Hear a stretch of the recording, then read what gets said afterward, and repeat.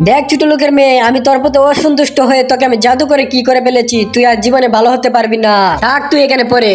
এখন আমি কি করব? আরে এখানে তো একটা ওষুধ পেয়েছি, এখন আমি আমার পায়ে দিয়ে দে, তাহলে ভালো হয়ে যাবে। এই তুই কি করছিস? তোকে আমি ভালো হতে দিব না। এই নে তোর ওষুধটা ফেলে দিলাম। এখান থেকে তুই আর বাইরেও করতে পারবি না, ভালো হতে পারবি না। হা হা হা।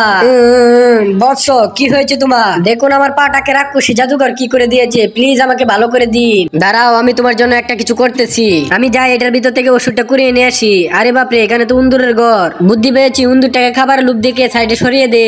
যা উন্দুর, তুই তোর খাবার খা, আমি এখান থেকে ওষুধটা কুড়িয়ে নিয়ে চলে যাই। এই তো আমি চলে এসেছি। বস, কান্না করিস না। এই দেখ তোর জন্য আমি ওষুধ নিয়ে আসছি।